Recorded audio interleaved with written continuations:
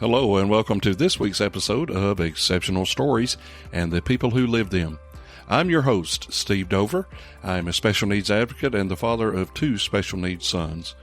This is a faith-based, in-depth conversation-style podcast with and for parents of special needs children. Each episode will feature parents of special needs kids who are making a difference. Every day, these superstar parents tackle the ups and downs of life. This podcast will let you have a front row seat to hear how they do it, why they do it, and what you can learn from their experiences as they share their exceptional stories. Let's get started.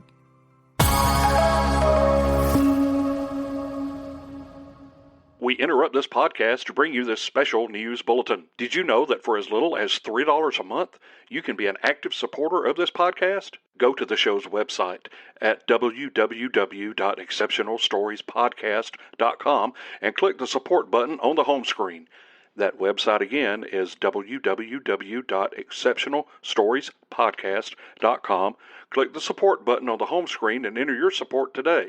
We will now join the podcast already in progress.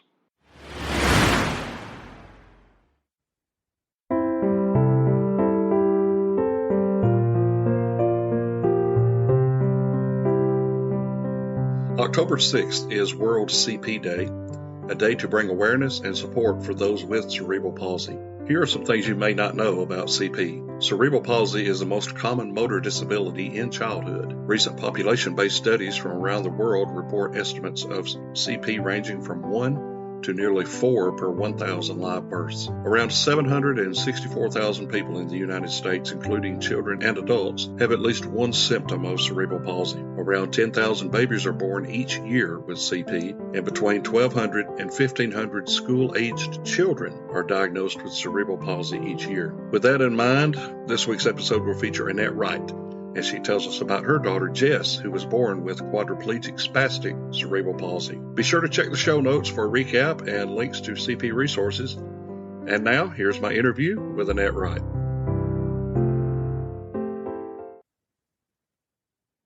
Well, welcome to this week's episode of Exceptional Stories and the People Who Live Them. I have a very special guest with me today that I want you to meet. I want you to hear her story, and let's just get caught up and see what's going on in their life. I have with me from Franklin, Georgia, a friend of mine, Annette Wright, and I met her, probably 8 or 10 years ago. The group that I sang with, we came through Franklin, Georgia, sang at their church, and I was immediately drawn to her family and to her daughter, Jess. And I want you to hear their story. It's an amazing story of how God's provided for them, how God's worked things out for them. And I want you to know them and to be familiar with their story. So, Annette, thank you so much for joining us. So glad to have you here. And you've had some weather down your way that has wreaked havoc in your life on top of everything else. So we're going to hope this internet signal holds together long enough to get this done. But thank you so much for coming on. I'm glad to have you. Thank you for having me. As you said, my name's Annette. My daughter Jessica is 37 years old now. She has spastic quadriplegic cerebral palsy. I'm so blessed because, for one thing, she wasn't supposed to live to be 5 years old, and she celebrated her 37th birthday in March. Before I had Jessica, the pregnancy was fine. There was no problems. But during the labor, Jessica's cerebral palsy come about because of a birth injury, because she was in fetal distress. Okay. And when she was born, she did not take the breast like a newborn should. She did not cry like a newborn should. So that, we kind of were like worried about that, but didn't really think a whole lot about it because the doctor was like, sometimes it happens.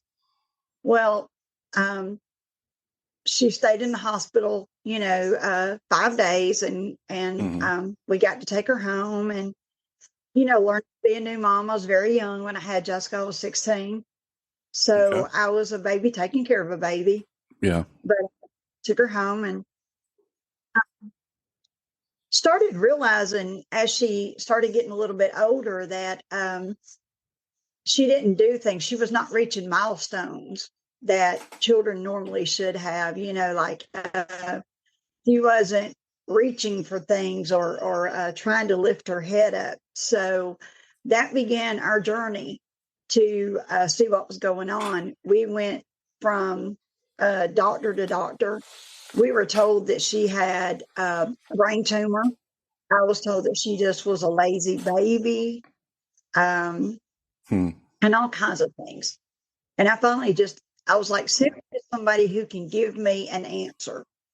And when the doctor, finally, we went to a neurologist, and because I was young, the doctor gave me some options. He told me, he said, I could give her up, or I could put her in an institution. And I have since repented and gave my life to Jesus since I talked to him. So we'll leave that conversation for another time. But because I was angry. But you know what? And I was angry at God, Steve. I mean, I was angry at God. I could not understand why my baby, why my child. Mm-hmm. And I don't know if you raged against God, but I did. I was so angry with him. Wow. And one night standing in my backyard, I was just looking at the sky and I was like, God, why me? Yeah. And it's like God spoke to me as only he can. And he goes, why not? What makes you so special? Yeah. Why not you? Yeah. And you know what? That was an epiphany for me. Mm-hmm. That was a turning point for me, because you do two things in life. You take what God gives you and you make the best of it, or you can spend the rest of your life being sorry for yourself.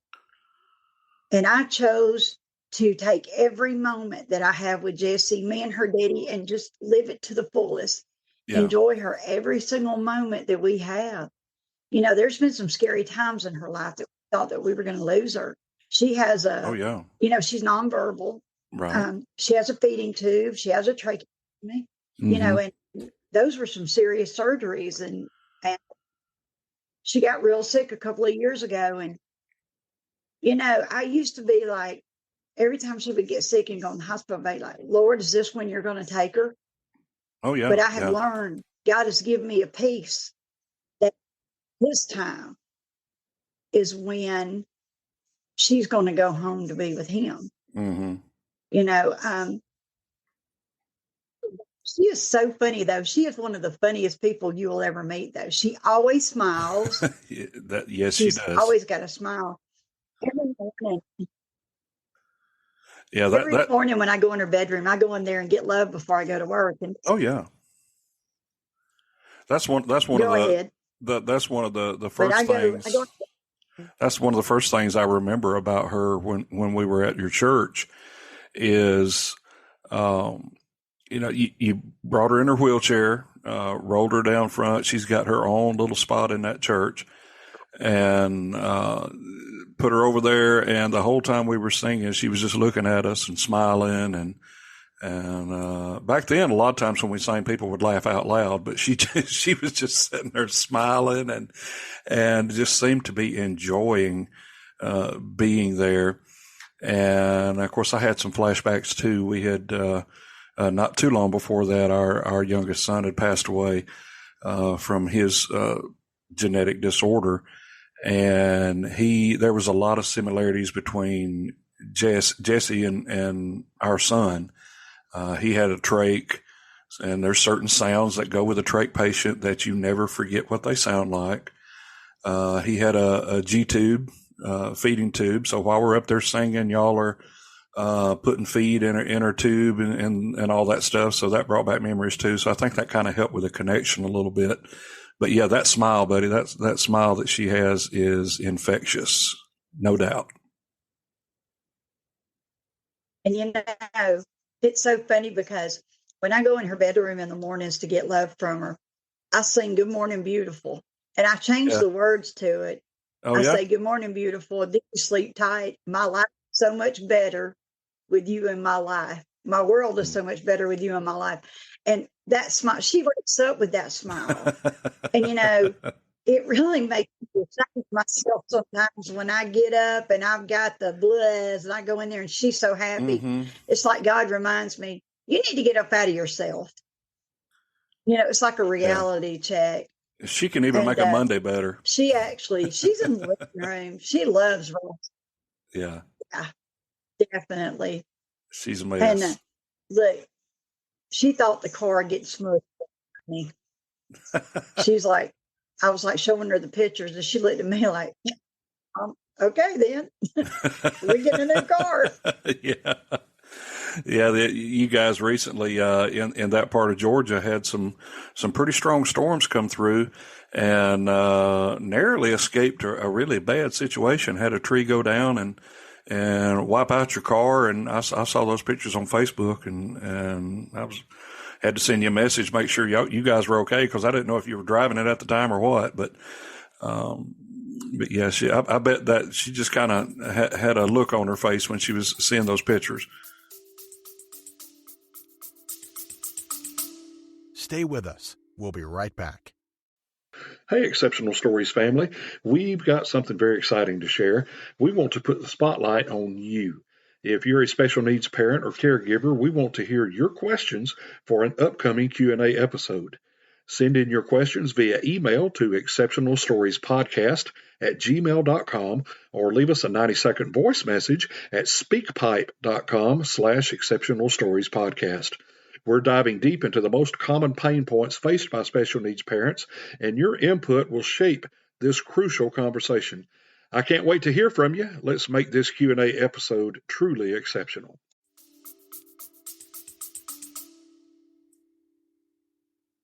Oh, if you hurt yourself, that's just hilarious to her. Like if you stumble or if you hit your knee or something, she just thinks it's hilarious. And I'm like, you're mean. Wow. And she thought that was funny too. I bet. Oh, me. A lot of people are familiar with cerebral palsy. That is, a lot of people have heard of that. A lot of people have experienced that. Explain the quadriplegic spastic part of that. How does that figure into her physical and abilities and all of that? Well, of course, the cerebral palsy is the motor cells of the brain are affected. Right. Spastic quadriplegia means that all four of her extremities and her head are involved. So there's a difference between being a quadriplegic and being paralyzed. Being paralyzed means that you can't move at all, but being a paraplegic means that you can't use your extremities. You can move them, but you can't use them because your brain can't send the signal to your extremity, your hands and your feet to move. Okay. And spastic means that Jessica, I don't know if you can see her hands, but Jessica's hands, she closes her hands. We have to put things in her hands to kind of keep her hands open. Right. And spastic means that she kind of wants to draw up. So we have to make sure we do good stretching and range of motion every day to keep her from getting real tight and like drawn up in herself. Okay. And, just playing with, and we play. And she thinks that we're just playing when we're just really doing stretches and, just doing goofy things that, like we dance with her arms, and we're dancing with her arms. We don't realize that she's stretching her arms out, Yeah. She just knows that she's having fun with mama. Yeah. Did she ever ever go to school or do anything like that, or has she been at home the whole time? No, she graduated. She graduated from Heard County High School. Really? She was 21 in the state of Georgia. Awesome. Kids have to go. Kids have to go to school till they're 21. Yeah, it's kind of a funny story. Her and our youngest daughter, Melissa, Melissa is 2 years younger than Jessica. Well, you have to go to school till you're 21 in special needs. Well, Melissa started school a year late because her birthday's in January. So it threw them into the same graduation year. So my girls graduated together Wow. at the same time. I would, Yeah, and talking about expensive. being from Alabama, I would make a wise remark and say, well, that's Georgia for you, but I won't do that.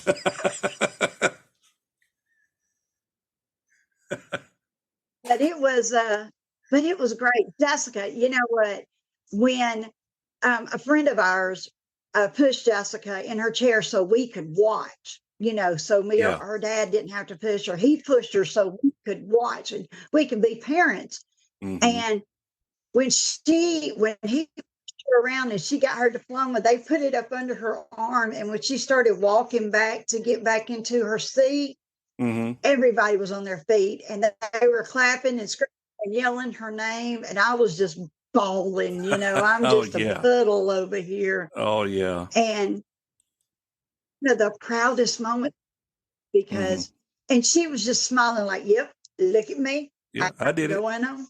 I did it. But, it just goes, just because she's here, she's still, people think that they get the misconception that because people are in a wheelchair, like we'll go somewhere to the store and people will look over her head and they'll go, well, how's she doing? I'm like, talk to her. Yeah. Or they'll look at her, and this is really funny. And I don't know if you ever faced this with your son, but they will look at her and they will go, hey, how are you doing? Yeah. And she looks at them like, I'm in a wheelchair. I'm not deaf. Yeah. Yeah. And I think a lot of that is people just, they're uncomfortable. They don't know what to say. They're trying to be nice, but they end up being kind of off and weird sometimes. Yes. But, kids are the best, though. Kids love her. It's the adults that can be, kind of mean. Yeah. But we don't study them. I told this one lady, it was kind of funny. We were in the store and girl, she wanted to play with Jessica's doodads on her chair, which I don't care. Yeah. And she grabbed her little girl's arm and she said, don't be touching her. And I said, honey, what my child has is a type of brain damage. It's not contagious, but obviously you have it too. And after she got to look at me, she walked off, and I'm like, Jessica looked at me like, you tell her, Mama. I learned, Steve, to be an advocate. You have to be. To have to speak up for your kid because Jessica doesn't speak. I've never heard her say mom. I've never heard her say I love you. But you know what? That face and them eyes say everything. Everything. Yeah. And that's what I was talking about her. When I see that smile, I know what it means. And it's just, it's the greatest feeling in the world. What was probably supposed to be one of the greatest burdens of my life is the greatest joy. I will never know what I ever done in God's sight to get to be her mom. Yeah. I'll never understand that until I get to glory and Jesus can tell me, because my mind can't wrap around it. Yeah. What I ever done that was good enough in his sight to be her mom. Absolutely. Because I counted a blessing. Absolutely. Well, this will be a good spot for us to take a quick break. And when we come back, I want you to kind of take us down the road of how you balance caring for Jess while taking care of your own needs and your own well-being. How do you balance life with her care? And we'll come back and talk about that here in just a minute on Exceptional Stories and the People Who Live Them. Hey, everyone. I want to take just a moment to express my deep appreciation for your continued support and engagement with the Exceptional Stories podcast. Your feedback means the world to us.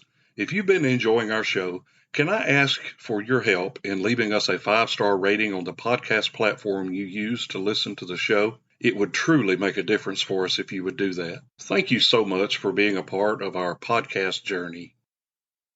All right, we're back with Annette Wright from Franklin, Georgia, and she has been telling us one tale after another about her daughter, Jess, and she is an amazing person. I met them several years ago and immediately fell in love with Jess because of a lot of similarities between her condition and our son that had passed away previously before that meeting. But Jess was diagnosed with quadriplegic spastic cerebral palsy. I'm not used to saying that, so I have to slow down when I say it. You can just throw it out there, but I have to slow down and make it deliberate when I say that. And we've been covering those aspects so far. But right before we broke, I told you I wanted you to answer a question about how do you balance caring for your special needs child with taking care of your own needs and well-being. And how do you do that? How do you make that work? Ooh. Oh, goodness. Well, I work full time too, and I have to work full time. And my husband works full time. I am so fortunate that my husband is a full time dad. He takes as much care of Jessica as I do. So I have a great partner. Me and him work as a team. We put Jessica to bed together every night. And then we have a caregiver. We have a service that works for us. We got into a really great program. It's called Next Steps. And what they do is we have a service that sends a person Monday through Friday, and she stays with Jessica for me to be able to go to work. And and it's called respite care. I don't know if you're familiar with that term, but it's basically Jessica gets time off from mom and dad. And so we use her respite for me to be able to work. And then on the weekends, of course, is family time, and Sunday is church day. And, Jesse loves church. And so, but you have to find a balance. If you are always just focused on them, it doesn't give them room either. You have to, I do things that I like to do. Like I call them my tribe. It's 5 ladies that I spend time with. And what we do is once a month, we get together and have dinner, and we go play aggravation and Really? just hang out, just us girls. And Okay. Jessica stays here with her dad, watches wrestling because she loves wrestling. She does. She loves wrestling. That I could see that thing in the world. And it's me and Randy. We do things where each other, we do things as a family, but we also do things where he gets time off and I get time off. But the thing is you have to work together. If you're a single parent, bless your heart, because I can only imagine. I know that before, because as you know, I told you, we haven't always had Randy in our life. Jessica was 4 years old when Randy came into our life. And it was hard. It was hard to just me and the girls. And but God put a wonderful person in Randy. And you just have to take time. If the dishes don't get washed or if the floor don't get swept, you know what? The world's not going to end. But if I've got time to go play with Jess, I'm going to go play with Jess. Absolutely. Or I'm going to, if she wants to go somewhere, I'm going to do that. Because you know what? One of these days she's going to be gone, and that mess will still be there. Sure. So I don't worry. Yeah. I just enjoy her, and I try to take care of myself, though. You have to prayer and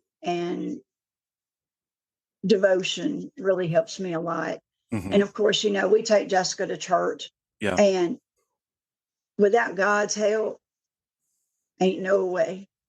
He's got to be first and foremost. Right. It's by his grace that she's as she is now. And I know that it's by his infinite grace that she is healthy.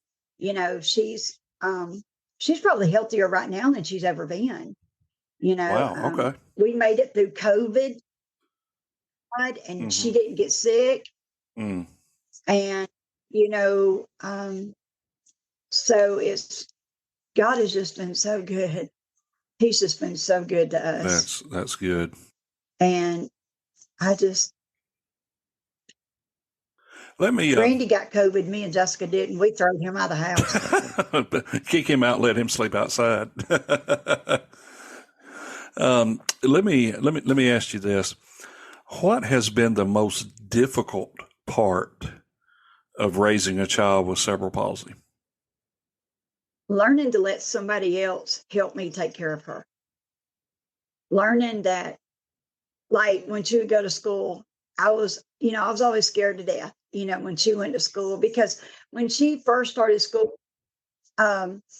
we had an incident where her G-tube got busted. And so I was very, very weird, because I was one of those special needs mom. Nobody could take care of her like I did. And so it made me very nervous. It made me very nervous to let her go stay with somebody else. Even her grandmothers, I would just be, couldn't. Are you all right, Charlie? I'm sorry, the dog's in here with me, but he's being a good boy. But I haven't heard him yet, so that's good. Put him out there with Randy. That'll be fine. Yeah, that's where he's at. But just learning to accept help.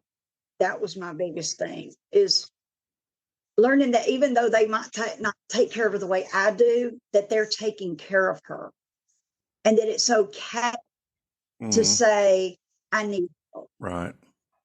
That I'm not the bad person if I ask somebody for help, or say, you know what, I need a break. I think that's the biggest thing, is learning to accept help from other people. Yeah. But I am really fortunate. I have a village, and I have a great village. Yeah.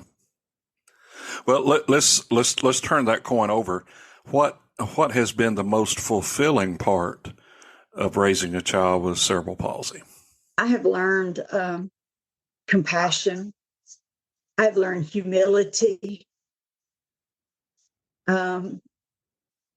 I have learned, I think, more than anything, to rely on God for, he says that he'll meet our need according to his riches. And that is this, I live on that, because Jessica has taught me to be humble and he's taught me patience, because when she was first diagnosed, if somebody said something about hers, I would be like, what are you looking at? I'd be ready to roll, be ready to throw paws on somebody. But now, I just disregard their ignorance and move on,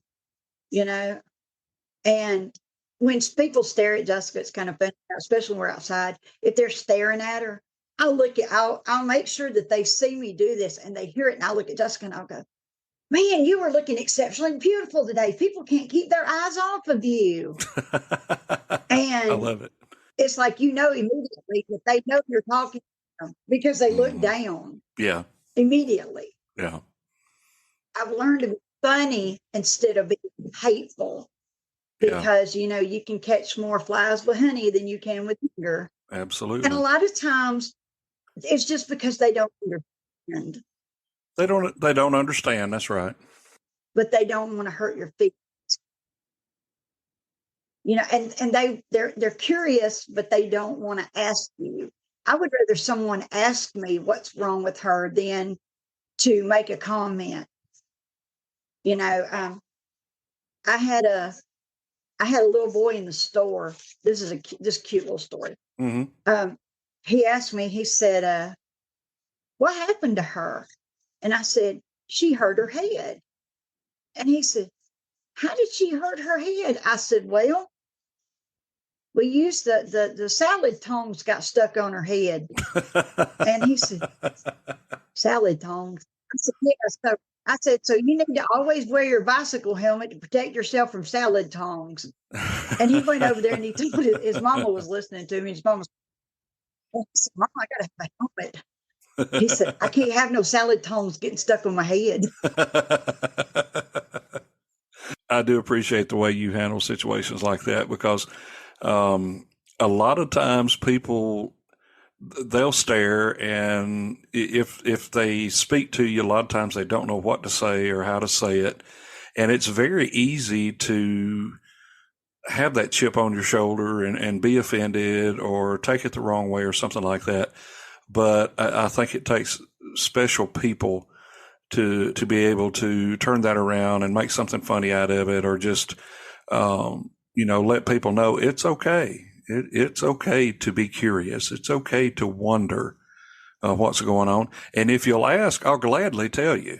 I'll gladly tell you what's going on. Exactly. I'm so grateful to you for a chance to share Jessica's story, because, Jessica was diagnosed in a time where you did not see special needs kids out. You just didn't. I thought about it when I was a kid. I don't remember seeing kids in wheelchairs out. You didn't see them at the grocery store. You didn't see them at Walmart or Kmart or anywhere like that. But I made a promise to Jessica that I would never go anywhere that she couldn't go. And she's been to the top of Stone Mountain. She's rode the roller coaster at Six Flags. Wow. Matter of fact, I took her to the rodeo a few months ago. Me and her went to the rodeo, and I take her to wrestling. We do all kinds of things with her, because you know what? It's about, everybody goes, well, she's not normal. You know what, Steve? Your normal is not my normal. It's not. What is normal? For us, having a wheelchair in the house and having all this equipment, that's normal. Yeah. A lot of special needs parents have to go through their normal changing several times during their life. I know ours did. It seems like every time Noah came home from the hospital, there was a new normal that we had to incorporate into his routine every day. So normal is a very relative term. And like you said, normal to me is not normal to you. And each one is very case specific as far as what normal is defined as. But I agree with you 100% on that. And we're super lucky. Melissa, Jessica's little sister, she's 2 years younger than Jessica, loves her sister. She is absolutely so good with Jessica. And my son-in-law, Kevin, when Kevin and Melissa got married 7 years ago, it was just, everybody was like, well, who's your maid of honor? And Melissa didn't miss a beat. She said, Jessica's going to be my maid of honor, period. Melissa wore this big old beautiful wedding gown, this ball gown, and pink Converse under it. How about that? So therefore, Jessica's dress was pink and green. And so Jessica's dress was special made for her, so we could meet her needs with her G-tube and stuff. This lady special made it for us, designed it and made it. And she wore pink Converse with hers too. I love it. And I was like, well, Missy said, well, I want Jessica to be comfortable, and Jessica can't wear heels, so we'll just wear tennis shoes and get it over. Well, there you go. There you go. And Missy's like her, she loves doing things with her. Mm-hmm. She'll come down and just hang out and watch TV with her. They'll watch the Golden Girls. That's their show. And just spend time together. Yeah, it's amazing how the siblings do that. And I'm so fortunate, and all the kids in our family are crazy. It is a huge help and a huge relief when the siblings do that. Yeah, well, this is the only way she's ever known Jessica. It ain't like there was an accident and then Jessica was in a wheelchair. This has been Melissa's life from day one. So she's never known her sister any other way. Yes. Mm-hmm. Makes a big difference.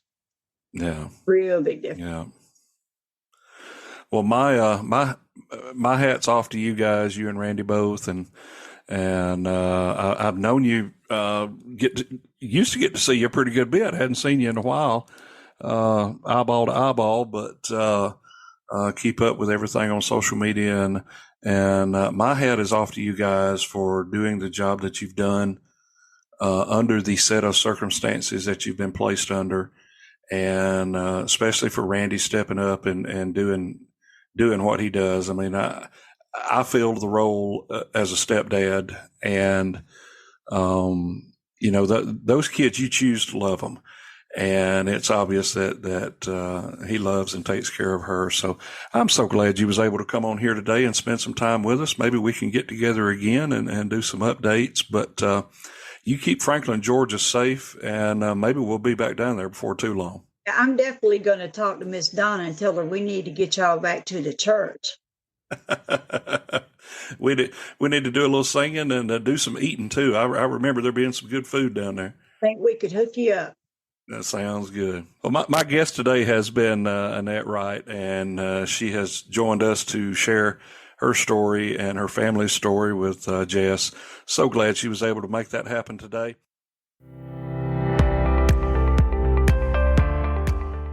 Hey, before we go, I want to thank you so much for tuning into this week's episode. If you're the parent of a special needs child and wish to share your story with us, or you know someone we should talk with on the show, send an email to exceptionalstoriespodcast@gmail.com.